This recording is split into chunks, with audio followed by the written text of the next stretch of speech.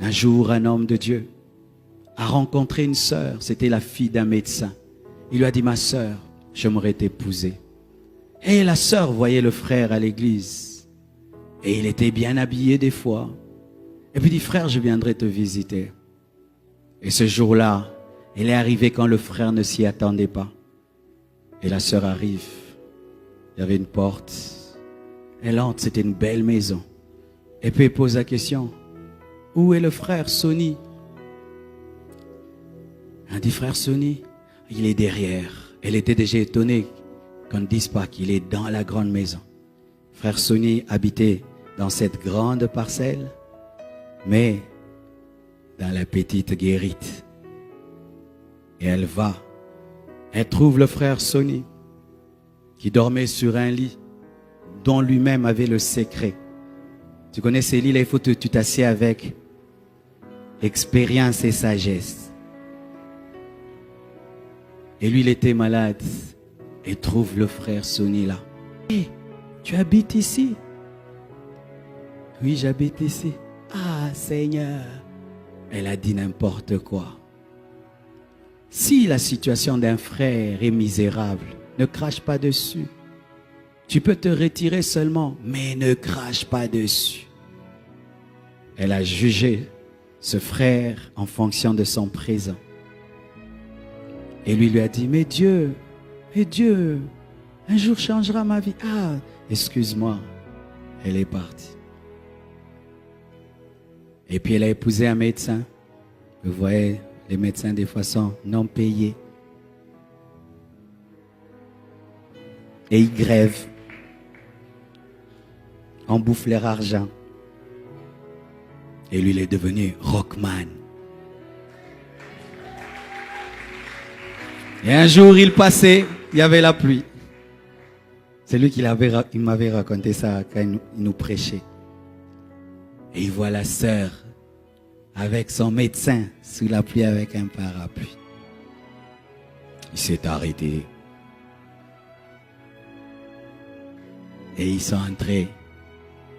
Il les a amenés chez eux. Mais il s'est arrangé passer d'abord par chez lui.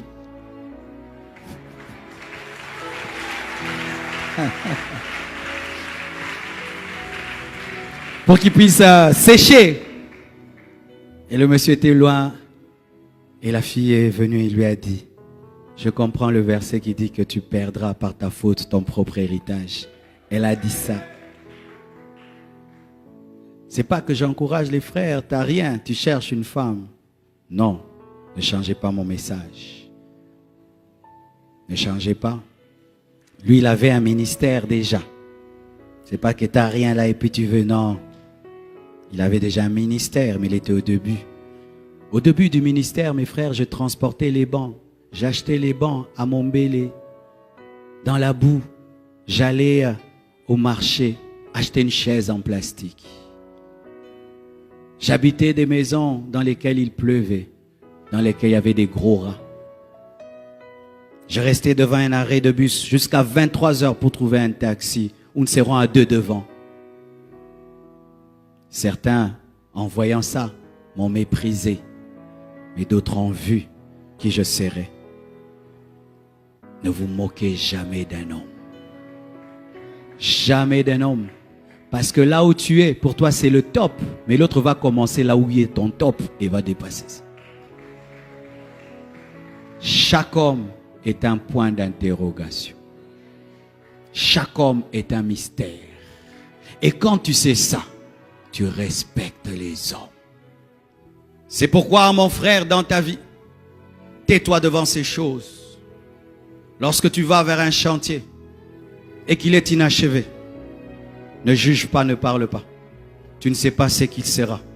Tu ne connais pas le plan de l'architecte. Et tu peux voir qu'il n'y a qu'un trou. Mais ce n'est pas un trou. C'est un immeuble de 10 étages. Et des fois, les gens que nous rencontrons sont comme des chantiers. Il n'y a qu'un trou. Et tu le regardes, tu le méprises. Alors que dans 10 ans, 20 ans, ce sera un gratte-ciel. Taisez-vous devant la destinée des hommes. Ne parlez pas beaucoup devant la destinée des hommes. Nous que vous voyez là, beaucoup de gens nous ont méprisés. Beaucoup de gens nous ont méprisés, mes frères. Mais aujourd'hui, nous sommes une surprise pour eux. Tais-toi devant une chenille qui est dans son cocon. Quand la chenille entre dans le cocon, elle est atobe. Elle reste fixe. Elle est laide. Mais donne du temps. Il y aura la métamorphose. La chenille va devenir un papillon. Et certains au milieu de vous, vous êtes dans un cocon. Rien ne marche. Tu ne bouges pas. Tu es au même endroit. Financier, spirituellement, rien ne marche. Mais demain, tu seras un beau papillon. Quand tu te tiens devant un tableau noir, garde silence. Tu ne sais pas ce qu'on va y écrire. Certaines personnes sont des tableaux noirs. Rien n'est écrit. Ce sont des personnes lambda. Des personnes qui ne marquent pas. C'est une personne, tu oublies même son nom. Mais demain, c'est l'examen de ta vie qu'on va écrire sur ce tableau. Dieu fera dans sa vie des choses où tu dois aller prier pour dire Dieu, est-ce que c'est toi ou c'est pas toi? Il y a des niveaux où Dieu commence à agir dans ta vie. Même les chrétiens commencent à prier. Est-ce que c'est Dieu ou c'est la magie? C'est un examen que Dieu donne. Cosinus, tangente. Oui, il y a des gens qui deviennent des examens dans la vie. Imagine que l'un de nos frères ici seulement, il reçoit une onction, dans tous les deux il part, il ressuscite les morts.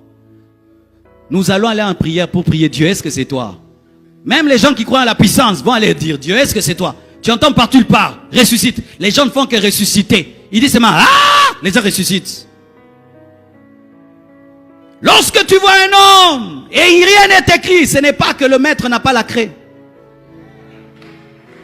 Quand tu vois un papier vide, ne te moque pas du papier vide. Tu ne sais pas quelle lettre on va écrire. Peut-être une recommandation présidentielle. Arrêtez de mépriser les hommes. Arrêtez de mépriser les hommes. Ne méprisez jamais un homme. Même les païens disent des fois à leurs filles, on ne se moque pas d'un homme. Même les païens disent ça. On ne se moque pas d'un homme. Parce qu'un homme aujourd'hui, il peut marcher avec des babouches. Mais demain, il devient ministre. C'est pourquoi même sœur, quand tu dis d'un homme qui veut t'épouser, ne l'insulte pas. On ne dit pas non à un homme en l'insultant. Dis seulement non. Ne dis pas regarde-toi, regarde-moi, regarde-toi. Arrêtez ces regarde-toi, regarde-moi. Il va te doubler un jour dans la pluie. Je sais ce que je dis, hein. Je connais une fille il y a longtemps. Non, je saute cette partie. Elle va suivre la vidéo. Elle m'a méprisé, frère. Je suis allé demander la main en bus. Elle m'a regardé. Tu dis je t'aime à pied, tu rentres à pied. Ne méprisez jamais les hommes.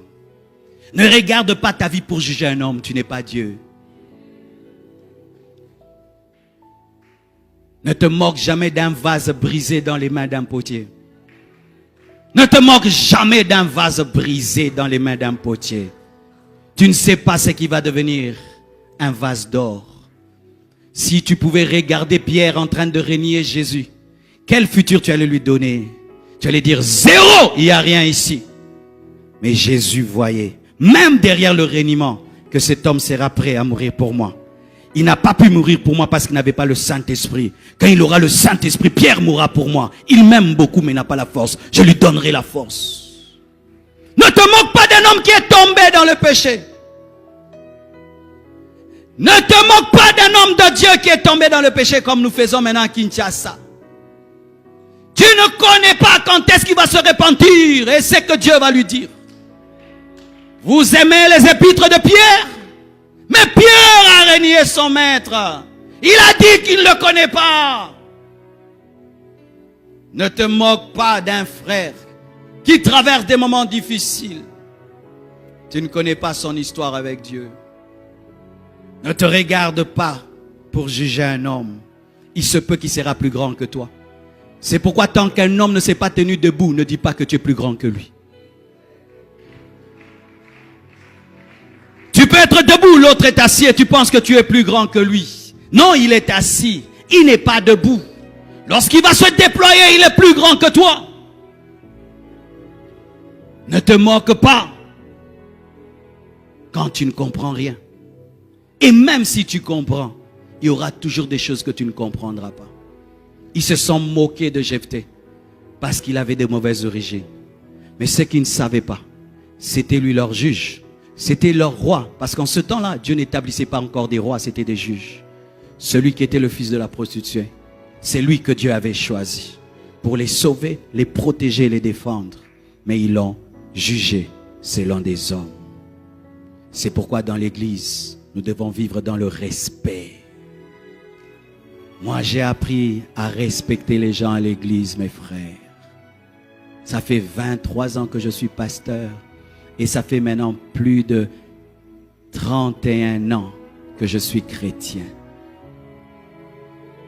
Je crois bien. 31 ans. J'ai vu des frères à l'église qui venaient étudier à l'église. Ils n'ont pas de maison. Ils habitent l'église. Il a toujours le même pantalon. Il prie tout le temps. Il cherche Dieu. Toi, tu viens de chez vous. Tu as papa, maman. Et tu le regardes. Mais il prie Dieu de tout son cœur. Aujourd'hui, ils sont dans le monde entier. Ils influencent la terre. Ils ont tout ce dont ils ont besoin. Les choses qu'ils demandaient à Dieu dans le secret, Dieu entendait, Dieu leur a donné. Frères et sœurs, alors que le monde est en train de se construire, il a rejeté Jésus. Mais Jésus est la principale de l'angle. Sans la principale de l'angle, vous allez être vaincu par les Ammonites, par le diable, par les démons, par l'antichrist. C'est seulement Jésus qui peut donner la victoire. Dans ce pays, il y avait les mouvanciers. Il n'y a plus les mouvanciers. Il y avait les. Les rôles changent. Les rôles changent. Même vous qui avez le pouvoir, soyez humbles. Que tout le monde soit humble. Que Dieu vous bénisse.